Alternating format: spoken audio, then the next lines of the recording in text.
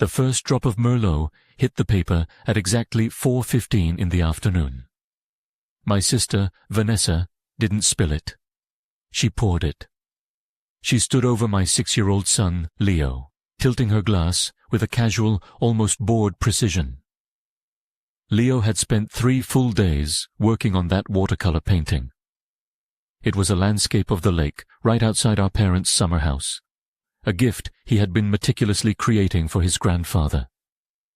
Now, dark red liquid bled across the blue sky.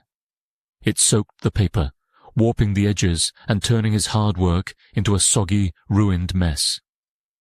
He needs to learn that the world doesn't care about his little doodles, Vanessa said.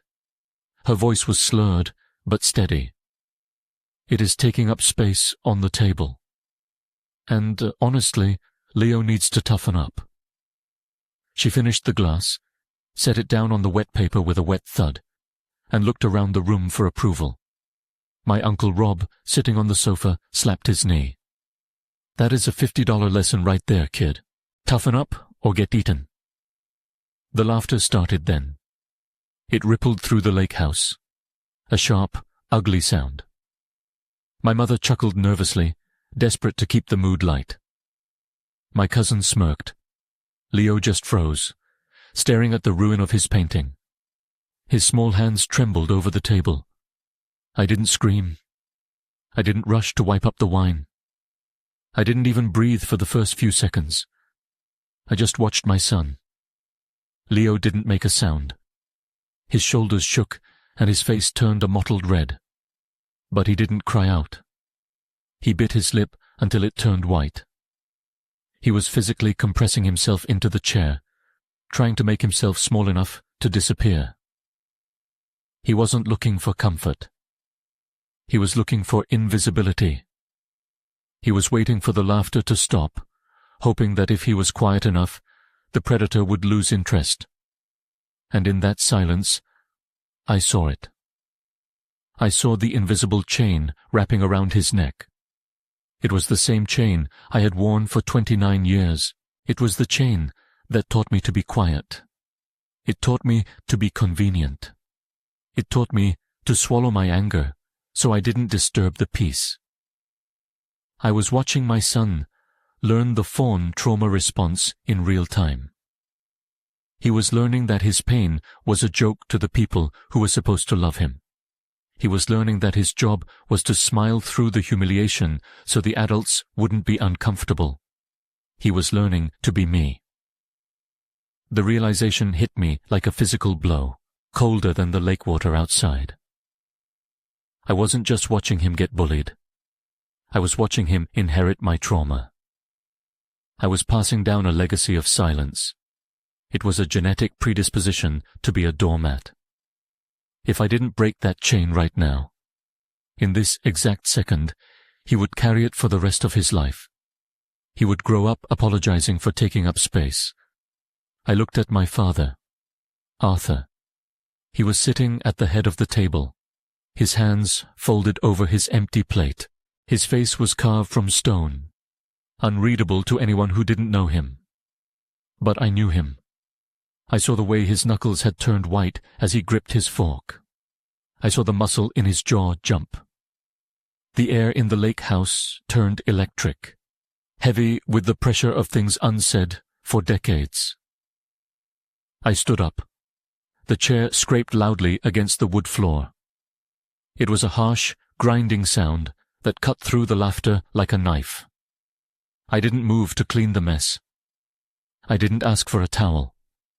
I walked around the table and stood directly between Vanessa and Leo. I used my body as a shield to block her view of him. I didn't look at the wine. I looked at her. And for the first time in my life, I didn't feel the urge to fix anything. I didn't feel the need to smooth over the edges or make a joke to lighten the mood. I felt the cold, hard clarity of a bridge burning down. It wasn't rage. It was accounting. I was done paying the interest on a debt I never owed. "You enjoyed that," I said. My voice wasn't loud. It was flat and clinical. "You enjoyed watching a 6-year-old create something And you enjoyed destroying it." Vanessa rolled her eyes, pouring herself another glass from the bottle on the sideboard. Her movements were loose and arrogant. "Oh, Hannah, don't be so dramatic," she said. "It is just paper. I did him a favor. Now he can learn to do something useful instead of making messes." "Useful," I repeated. The word tasted like iron in my mouth. The room went dead silent. Vanessa's smirk faltered, her glass pausing halfway to her lips. My mother, Linda, gasped, a sharp intake of air that signaled the beginning of her panic. I didn't blink. I wasn't the sous chef anymore, managing tickets and keeping the kitchen calm during a rush. I was a mother watching a predator, and I was done negotiating. I looked at my father again. He hadn't moved, but his eyes had shifted from the table to me. Before I could say another word, my mother rushed into the scene, but she didn't go to Leo. She didn't hug the crying child. She grabbed a handful of napkins and started frantically wiping the wine off the table. "Oh, Vanessa, you are so clumsy," she chirped. Her voice was high and tight, vibrating with a desperate manic energy. She was scrubbing the wood, ignoring the ruined painting completely. "Hannah, don't make a face. It was an accident. We can buy him a coloring book, a nice one, with stickers." She looked up at us, her smile stretched too thin, her eyes pleading. "Let's just have a nice dinner, please. It is Labor Day. We are family." I watched her, and the pity I usually felt for her evaporated. I realized then that my mother wasn't confused. She wasn't helpless. She was an addict. She was addicted to the illusion of a happy family, and she was willing to pay any price to keep it. But she never paid the price herself. She taxed us. She taxed the good children, the quiet ones, the ones who wouldn't scream. She sacrificed our dignity to appease the monster, because Vanessa was the only one who threatened to burn the house down. Linda would let Leo bleed just to keep the carpet clean. "Exactly," Vanessa said, emboldened by our mother's defense. She leaned back, swirling her wine. "He is too soft. Hannah babies him. I'm doing him a favor, teaching him how the real world works." That was it. It was the snap of the final thread. My father Arthur stood up. He didn't do it quickly. He did it with the slow, creaking heaviness of an old building finally giving way. He walked over to the mantel where a rustic wooden sign hung. The words, "Family is forever," were painted in cursive script. He stared at it for a second, then turned to face Linda. "You wiped the table," he said. His voice was dangerously low, like a rumble of thunder before the storm. "You didn't check on the boy. You worried about the wood stain." Linda froze, a wine-soaked napkin in her hand. "Arthur, stop being dramatic. I'm just trying to—" "You are trying to keep the peace," he interrupted. "But there is no peace, Linda. There is just silence, and I am done paying for it." He looked down at his left hand. He twisted his gold wedding band. It was tight, buried in the flesh of his finger. He had worn it for 40 years. He walked to the kitchen sink, pumped a dollop of dish soap onto his knuckle, and began to work it off. It was painful to watch. He grimaced, pulling and twisting until the ring slid over the joint with a wet pop. He walked back to the table. He held the ring over the puddle of wine that was still soaking into Leo's painting. He dropped it. It hit the wet paper with a dull thud, splashing red drops onto the white tablecloth. "I am done keeping your peace," he said, "and I am done protecting you." The silence in the room wasn't just quiet. It was a vacuum. It sucked the air right out of the cabin. My mother stared at the ring sitting in the wine like it was a grenade that had just landed in her lap. Vanessa laughed, a sharp, nervous bark of a sound. "Dad, are you senile?" She scoffed, though her eyes were darting anxiously around the room. "It is a painting. You are going to divorce Mom over a $5 watercolor set?" "That is pathetic." Arthur didn't look at her. He didn't look at Mom. He walked over to his travel bag in the corner of the room. He unzipped it and pulled out a thick, black, leather-bound notebook. It looked old. The spine was creased, and the edges were worn. He walked back to the head of the table and set it down with a heavy thud.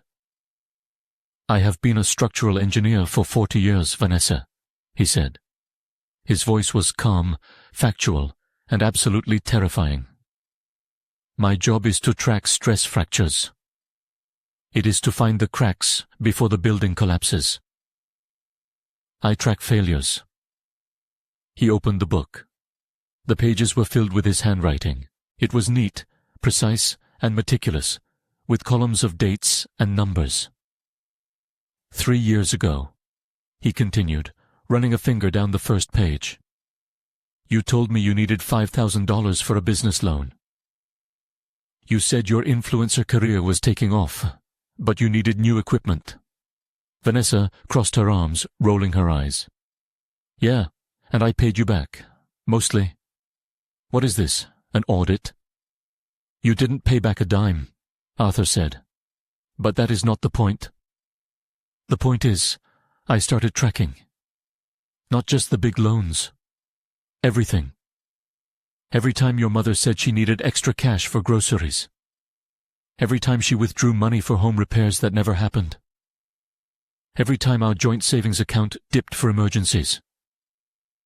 He turned the book around so Vanessa and Linda could see the columns. "I tracked the dates. I tracked the amounts. And then I hired a forensic accountant to track where the money actually went." Linda made a small, strangled noise. She reached out a trembling hand. "Arthur, please don't do this. Not in front of everyone."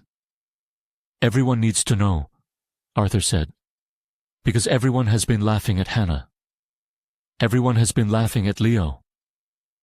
Everyone thinks they are weak. But they aren't weak. They are the ones paying the bill." He looked at me then, and his eyes were full of a deep, aching apology. "I let this happen, Hannah. I let you think you were less than her. I let you think she was special, and you were just there. But I was watching. I was counting." He turned the page. Taped to the paper were bank transfer receipts. "This isn't an allowance, Vanessa," he said. "This is a ransom." Arthur looked down at the ledger, his finger tracing a line of red ink. "August 14th, 2 years ago. $12,000. You said it was for a brand partnership buy-in. April 3rd last year. $8,000. You said it was for medical bills." He looked up, meeting Linda's terrified eyes. But the biggest one was 3 years ago. The night of the Labor Day party. The one we didn't attend because you said you were sick, Linda. Linda was shaking her head frantically now, tears streaming down her face. "Arthur, stop, please. Protect the name." Arthur's voice rose, cracking with a fury I had never heard before. "You didn't protect the name. You protected a criminal. Batch 3-5. Complete. Type continue for next part." He turned the page again. This time there wasn't a receipt. There was a copy of a police report taped to the paper. The $174,000 wasn't for business loans, Vanessa. It wasn't for gifts. It was hush money. Vanessa froze. Her arrogance evaporated instantly, replaced by a sudden, stark terror. She looked at the door, but she didn't move. 3 years ago, Arthur said to the room. Vanessa drove home drunk from a party. She hit a parked car. And then she hit a pedestrian, a 19-year-old girl walking her dog. I gasped. The room spun. I remembered that time. Vanessa had been traveling for a month. Mum had said she was in Europe, finding herself. She didn't stop, Arthur continued. She fled the scene, a hit and run. Linda was sobbing into her hands, her body rocking back and forth. You took our retirement money, Arthur said, his voice shaking. $174,000. You paid for a lawyer to bury it. You paid a settlement to the girl's family to keep it out of civil court. You paid off the car repair shop to fix the dent off the books. You told me it was a parking dispute. You told me it was handled. He slammed the book shut. The sound echoed like a gunshot in the small cabin. You stole our future to cover up her crime. And then you let her sit here at this table and mock a 6-year-old boy for painting a picture. You let her destroy his work because you taught her that destruction has no consequences. He looked at Vanessa, who was pale, her mouth opening and closing like a fish. You aren't a businesswoman, Vanessa. You aren't an influencer. You are a liability. And your mother is your accomplice. The silence that followed was heavy and suffocating. It was the sound of a family myth dying. Vanessa tried to rally. She stood up, smoothing her expensive dress, trying to summon the arrogance that had protected her for 33 years. She looked at the ledger, then at Arthur, and scoffed. So what? She spat. It was an accident. Mum helped me. That is what mothers do. They help. Unlike you. She glared at Arthur, her chin high. You're just jealous because Mum loves me more. I don't need your money. I have my own brand. I have my own followers. I don't need this dusty old cabin anyway. Arthur looked at her with a cold, detached pity. It wasn't the look of a father looking at a daughter. It was an engineer looking at a condemned structure. You have nothing, Vanessa, he said. He reached into the back pocket of the ledger and pulled out a folded document. He placed it on the table right next to his discarded wedding ring and the ruined painting. This cabin is in my name. It was my inheritance from my father. Your mother's name is not on the deed. He smoothed the paper flat. You have 1 hour to vacate these premises. All of you, Linda included.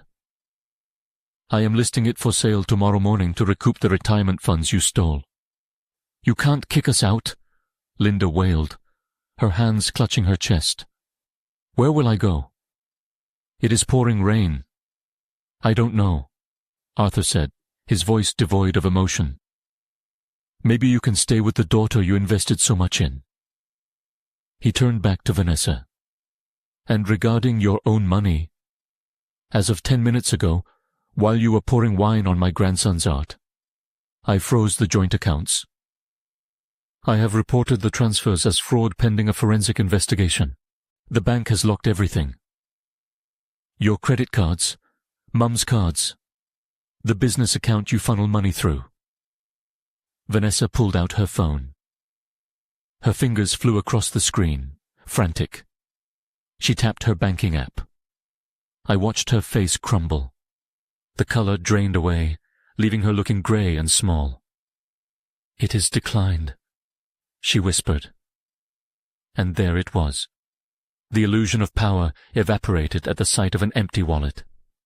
I watched my sister, the bully, the golden child, the success story, shrink before my eyes.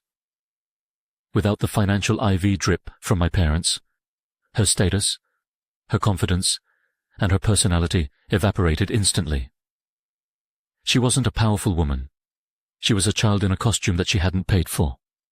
Her power was never real. It was rented, and the lease was up. Your power was rented, Vanessa, Arthur said, echoing my thoughts. And the landlord is closing the building. He walked over to the front door and opened it wide. The storm outside had broken, and rain was pouring down in sheets, turning the dirt driveway into mud. The wind howled into the warm cabin. "Get out." Vanessa looked at Uncle Rob, who had been laughing earlier. He looked away, suddenly fascinated by the floorboards. She looked at Linda. Linda was just weeping, useless and broken, unable to save anyone, even herself. Finally, Vanessa looked at me. Her eyes were wide and wet, filled with a sudden, desperate realization that she was alone. "Hannah," she pleaded, her voice trembling. "Tell him he is crazy. You can't let him do this to me. I am your sister." I looked at her. I looked at the woman who had terrorized me for 3 decades. I looked at the wine stain on Leo's painting. I thought about the silence my son had learned, the silence I was breaking. "You should hurry," I said. My voice was as cold as the rain outside. "Traffic is going to be terrible." 6 months later, the light in the new apartment was different. It wasn't the dim, yellow light of the cabin or the harsh fluorescent glare of the old family house. It was white and clean, streaming through big windows that overlooked the city park. It was smaller than the house Arthur had shared with Linda for 40 years. But it was peaceful. There was no walking on eggshells here. There were no heavy sighs from the other room that signaled an incoming guilt trip. There was no fear of the next explosion. I sat on the floor, leaning against the wall, watching them. Arthur was kneeling next to Leo on a drop cloth. They were covered in sawdust. Arthur was teaching him how to use a miter box to cut wood for a custom canvas frame. "You have to measure twice, Leo," Arthur said. His voice was gentle and patient, the voice of a man who no longer had to shout to be heard. "Precision matters. If the frame is strong, the art is safe." "Like this, Grandpa?"